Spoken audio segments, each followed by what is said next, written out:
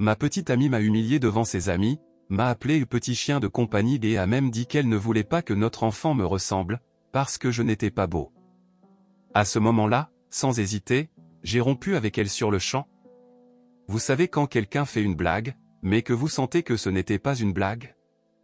Elle m'a appelé le petit chien de compagnie devant ses amis, en riant comme si j'étais un accessoire pour elle. Alors que tout le monde riait, je restais là, pensant, c'est vraiment ce qu'elle pense de moi? J'ai compris immédiatement, et c'est à ce moment-là que j'ai pris ma décision. Eva était une femme intelligente, perspicace et avec un sens de l'humour captivant. Notre connexion a été instantanée et naturelle. Après quelques semaines à travailler ensemble sur un projet universitaire, nous avons commencé à sortir ensemble. Au début, tout semblait être un conte de fées. Eva était incroyablement affectueuse avec moi. Elle me faisait sentir spécial, toujours en train de me tenir la main, de m'envoyer des messages doux et de s'assurer que je savais combien je comptais pour elle. Chaque jour à ses côtés était une nouvelle aventure. Nous nous promenions en ville, découvrions de nouveaux restaurants et passions des après-midi entiers à regarder des films, à rire et à partager nos pensées les plus profondes.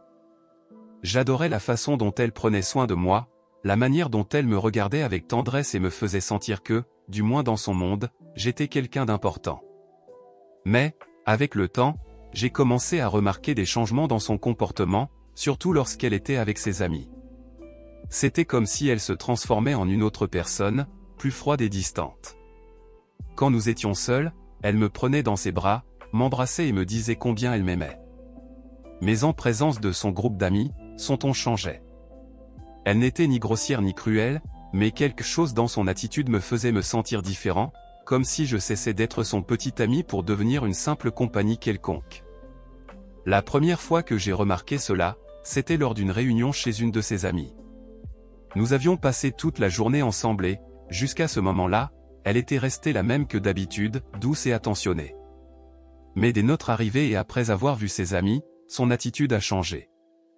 Elle est devenue plus réservée avec moi, presque comme si elle ne voulait pas être vue trop près de moi. Au début, j'ai pensé que j'exagérais, que c'était peut-être juste une impression. Mais cela a commencé à se répéter. De petits détails me mettaient mal à l'aise. Lorsqu'on était en groupe, elle évitait de montrer de l'affection, comme si elle avait honte d'être avec moi. Si j'essayais de lui tenir la main, elle la retirait discrètement. Et quand elle parlait de relations amoureuses, elle ne mentionnait jamais la nôtre avec le même enthousiasme que lorsqu'on était seul. C'était étrange, car elle ne m'ignorait pas complètement, mais elle ne me traitait clairement pas de la même manière. Malgré tout, j'ai décidé d'ignorer cela. Eva avait de nombreuses qualités qui me rendaient heureux, et je me suis convaincu que c'était peut-être juste un trait de sa personnalité. Peut-être qu'elle agissait simplement différemment dans certains environnements, mais cela ne signifiait pas qu'elle m'aimait moins.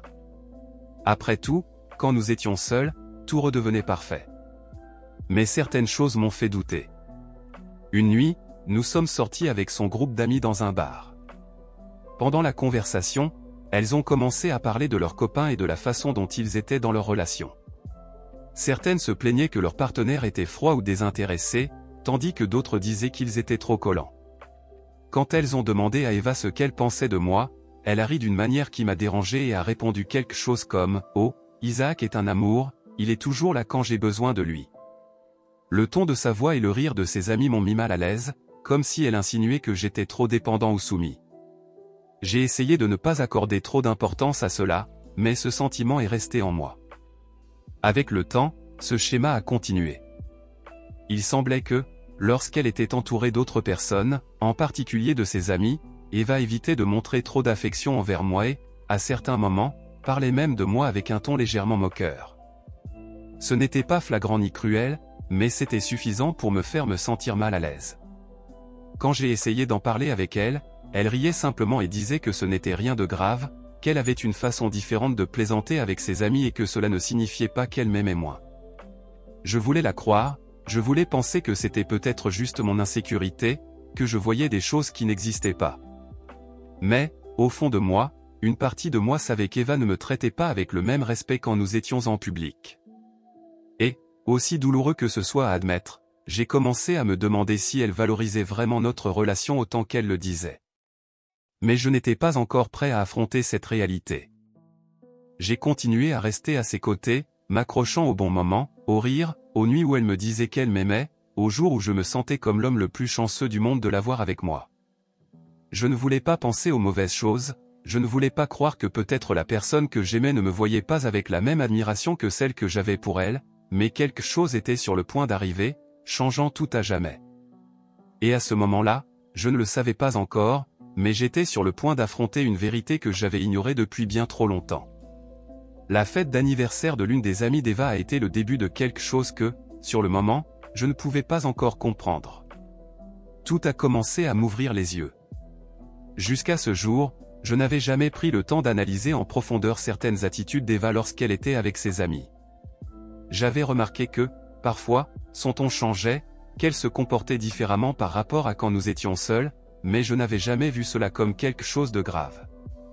Peut-être avais-je pensé qu'il était normal d'adapter son comportement en fonction de l'environnement. J'avais tort. Lorsque nous sommes arrivés à la fête, tout semblait être une soirée normale. Nous avons salué ses amis et la fille qui fêtait son anniversaire, qui nous a accueillis avec un grand sourire et nous a invités à prendre quelque chose à boire. L'ambiance était agréable. La musique jouait à un volume qui permettait de discuter sans avoir à crier, et les rires se répandaient dans la maison comme s'ils faisaient partie du décor. Eva était radieuse et heureuse d'être là. Et moi aussi, j'étais de bonne humeur. J'aimais la voir s'amuser avec ses amis et sentir que, d'une certaine manière, je faisais aussi partie de ce groupe. Après un moment, nous nous sommes assis à une table avec quelques-unes de ses amies. La conversation coulait naturellement. Au début, nous avons parlé de choses banales, films, voyages, histoire d'université. Je n'avais aucun problème avec elle. En fait, certaines me semblaient même très sympathiques. Mais ensuite, la conversation a commencé à toucher des sujets plus personnels. Je ne sais pas exactement quand c'est arrivé, mais, soudainement, quelqu'un a mentionné le sujet des enfants. « Isaac, tu aimerais avoir des enfants à l'avenir ?» a demandé l'une des amies d'Eva en me regardant avec curiosité. Ce n'était pas une question compliquée, mais on ne me l'avait jamais posée aussi naturellement. J'ai réfléchi un instant avant de répondre. Je pense que oui, ai-je dit en souriant. Mais je n'en suis pas encore certain. Si j'en ai, peu importe que ce soit un garçon ou une fille, je n'ai pas de préférence. Eva, qui buvait jusque-là, est soudainement entrée dans la conversation avec un léger rire. Eh bien, moi, j'aimerais que ce soit une fille et qu'elle me ressemble, a-t-elle dit avec assurance. Et si c'est un garçon, eh bien, qu'il me ressemble aussi, parce que, mon amour, tu n'es pas très beau. Puis elle a ri. Ses amis ont ri aussi. Moi, en revanche, je n'ai pu que forcer un sourire mal à l'aise. J'ai senti mon visage se tendre pendant une seconde, mais j'ai essayé de garder mon calme. Ce n'est pas que je me considérais comme l'homme le plus séduisant du monde, mais entendre ça de la bouche de ma propre petite amie, devant ses amis, m'a pris par surprise.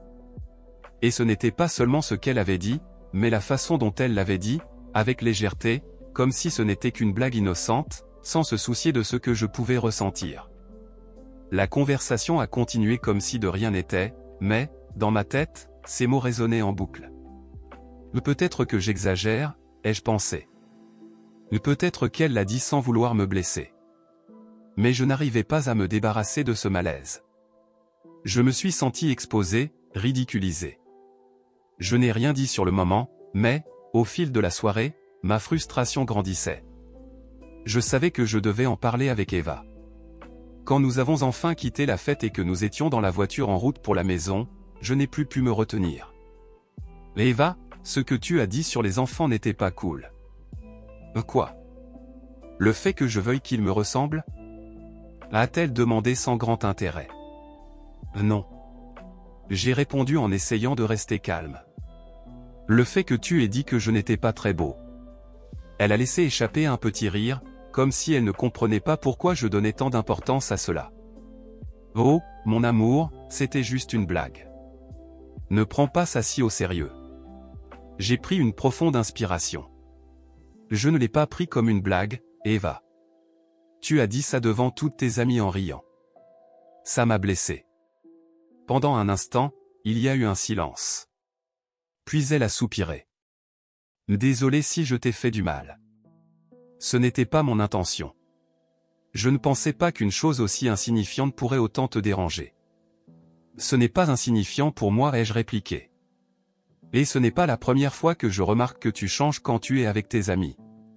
Cette fois-ci, ça m'a vraiment gêné. Ça m'a donné l'impression que tu avais honte de moi ou que j'étais une blague pour vous. Eva est restée silencieuse pendant quelques secondes avant de dire. Ça ne se reproduira plus. Je suis vraiment désolé. J'ai soupiré. Je voulais la croire. Je voulais penser qu'elle avait vraiment compris mon point de vue et que cela ne se reproduirait pas. Mais quelque chose en moi me disait que ce n'était pas la dernière fois que je me sentirais ainsi.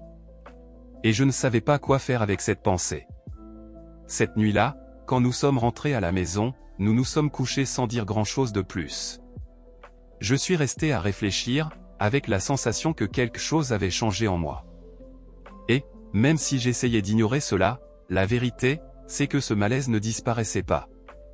C'était un jour comme un autre, du moins c'est ce que je croyais.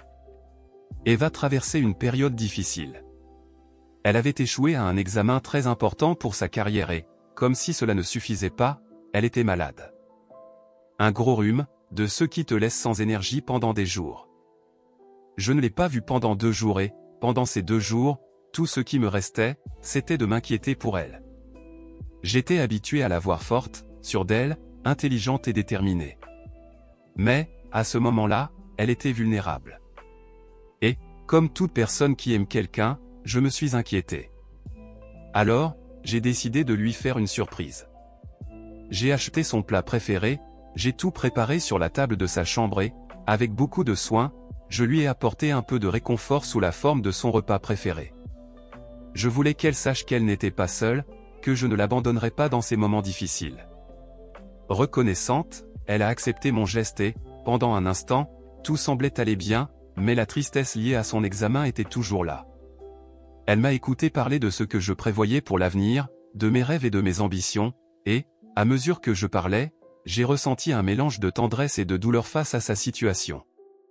Je me souviens qu'à la fin de cette soirée, elle a demandé à se reposer et, logiquement, je suis rentré chez moi. Pourtant, mon esprit n'arrêtait pas de penser à elle, à comment je pourrais continuer à la soutenir, à comment résoudre tout ce qui se passait avec cet examen. Quelques jours plus tard, Eva m'a invité à une réunion avec des amis. Je ne savais pas trop à quoi m'attendre, mais quelque chose en moi me disait que c'était le moment de voir si ce qu'elle avait promis était vrai. Je me souvenais des mots qu'elle avait dit quelques semaines auparavant, promettant qu'elle ne referait plus ça, qu'elle ne me traiterait plus jamais de manière aussi irrespectueuse, comme si j'étais un petit chien de compagnie, comme cela s'était déjà produit à d'autres occasions. Je n'étais pas certain qu'elle ait été sincère, mais quelque chose me disait que cette fois-ci serait différente. Ce qui s'est passé lors de cette réunion m'a laissé sous le choc. Au début, tout semblait aller bien. Nous nous sommes assis parmi les amis, nous avons parlé de choses banales, et Eva semblait passer un très bon moment. Tout paraissait normal jusqu'à ce que, comme les fois précédentes, le sujet de son examen revienne dans la conversation. Eva, essayant de partager son expérience, a commencé à parler de tout ce que j'avais fait pour elle, la nourriture que je lui avais apportée, les nuits où je l'avais accompagnée pendant qu'elle étudiait, comment je l'avais encouragée lorsqu'elle en avait le plus besoin. J'étais heureux d'entendre cela. J'avais le sentiment qu'elle reconnaissait enfin tout ce que j'avais fait pour elle, à quel point j'étais investi dans notre relation. Mais, alors que je pensais que le pire était derrière moi, Eva a ajouté quelque chose qui m'a glacé le sang. Avec un sourire sur le visage, elle a passé un bras affectueux autour de mes épaules et a dit « Alors, ce n'est pas grave, parce que j'aurai toujours avec moi mon petit chien de compagnie. » Ses amis ont immédiatement éclaté de rire. Oui, elles ont ri, mais il y avait quelque chose dans ce rire qui m'a mis mal à l'aise, comme si elles se moquaient de quelque chose qui, à cet instant précis, n'était plus une simple plaisanterie, mais une humiliation. Eva, voyant que je ne réagissais pas, a continué à rire, mais plus fort, comme si de rien n'était, comme si j'exagérais. Mon cœur battait à tout rompre et une avalanche d'émotions m'a submergé. Je n'arrivais pas à croire ce que je venais d'entendre. Peut-être que, pour elle, c'était une plaisanterie, mais pour moi, ce n'en était plus une. J'ai eu l'impression que tout ce que j'avais fait pour elle, tout ce que j'avais investi dans notre relation, n'était qu'une blague destinée à amuser ses amis. La confusion, la frustration, la colère, tout s'est accumulé dans ma poitrine. J'avais vraiment cru que les choses s'étaient améliorées, que je pouvais enfin être tranquille sans craindre d'être rabaissé à chaque fois que nous étions avec ses amis. Mais ça s'est reproduit. Je n'ai pas supporté.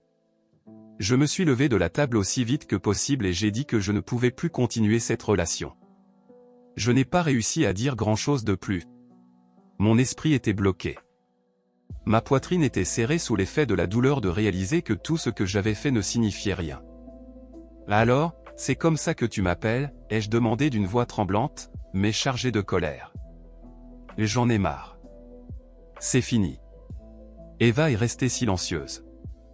Son visage a immédiatement changé. J'ai vu l'expression d'amusement disparaître de ses yeux. Elle est devenue pâle, comme si elle n'arrivait pas à croire ce que je venais de dire, comme si elle n'avait jamais imaginé que cela puisse arriver. Elle a essayé de rattraper ce qu'elle venait de dire, mais ces mots n'avaient plus le pouvoir de m'apaiser. Oh mon amour, c'était juste une blague. Je suis désolé, a-t-elle dit en essayant de saisir mon bras, en tentant de me toucher comme si cela pouvait effacer ce qu'elle venait de dire. Mais ça n'a rien effacé. J'étais brisé. J'étais fatigué de tout ça. Je suis parti sans dire un mot de plus. Je me sentais dévasté, humilié, surtout, terriblement perdu. Eva m'a appelé plusieurs fois pendant que je marchais dans la ruée, même si je voyais son nom s'afficher sur l'écran du téléphone, je n'ai répondu à aucun de ses appels. Je ne voulais pas l'entendre. Je ne voulais plus de promesses jamais tenues. Je ne voulais plus de plaisanteries faites à mes dépens, aux dépens de ma dignité. Je ne voulais plus rien d'elle. Cette nuit-là, tout m'a semblé sombre. Je n'ai pas réussi à dormir. J'ai passé des heures à penser à ce qui s'était passé, à ce que j'aurais pu faire de mal, mais aussi à ce qu'elle avait fait de mal, à la façon dont elle m'avait ridiculisé devant ses amis, à la façon dont elle m'avait réduit à son petit chien de compagnie. Les mots résonnaient encore dans ma tête. Ce qui m'a fait le plus mal, plus encore que l'humiliation, c'était de réaliser que j'étais dans une relation où ma dignité n'était pas respectée. Et, pour la première fois depuis longtemps, je me suis senti libéré de quelque chose dont je ne réalisais même pas qu'il m'emprisonnait. Cette même nuit, alors que la colère et la douleur me consumaient, j'ai pris la décision que je ne pouvais plus continuer ainsi. Je ne pouvais plus faire partie de quelque chose qui me faisait me sentir insignifiant, comme si tout ce que je faisais n'avait aucune valeur. J'ai décidé de couper court à ce que, au début, je pensais être une relation parfaite, mais qui, au final, ne m'avait fait que me perdre moi-même. Eva a essayé de m'appeler encore une fois le lendemain. Cette fois, cependant, je n'ai pas décroché. Les jours suivants ont été un chaos. Eva n'arrêtait pas de m'envoyer des messages. Au début, ce n'était que des excuses, des supplications pour une nouvelle chance, répétant que tout n'avait été qu'une blague et qu'elle n'avait jamais voulu me blesser. Et s'il te plaît, pardonne-moi. Je promets que ça n'arrivera plus, disait-elle encore et encore. Mais à chaque fois que je lisais ces messages, quelque chose en moi se brisait. Je ne pouvais plus croire en ses paroles. Ces promesses n'avaient plus aucune valeur. La douleur était trop grande. Finalement, j'ai pris une décision. Je l'ai bloqué. C'était la seule chose que je pouvais faire pour mettre fin à la tempête qui me consumait. Je ne voulais plus recevoir ces messages. Je ne voulais plus être la cible d'un repentir qui ne changeait plus rien. La bloquer a été un soulagement, mais, en même temps, j'ai ressenti un vide, comme si quelque chose en moi s'était brisé pour toujours. Mais je ne m'attendais pas à ce qui allait suivre. Eva a commencé à répandre des rumeurs sur moi. Elle a dit à ses amis et à des connaissances que je ne savais pas plaisanter, que j'étais trop sensible. C'est un bébé pleurnichard, il ne supporte pas une blague. C'est ce que l'on a commencé à dire. Au début, ces mots m'ont blessé, ils m'ont fait me demander si je devais me défendre, mais j'ai vite compris que ça n'en valait pas la peine.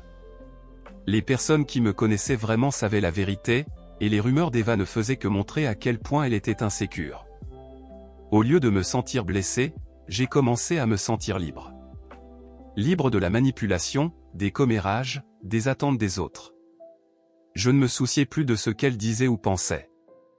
J'avais compris que la véritable force résidait dans le fait de laisser partir ce qui n'était plus bon pour moi. Pour la première fois depuis longtemps, j'ai senti que je pouvais respirer à nouveau, sans les chaînes d'une relation qui ne faisait que me tirer vers le bas.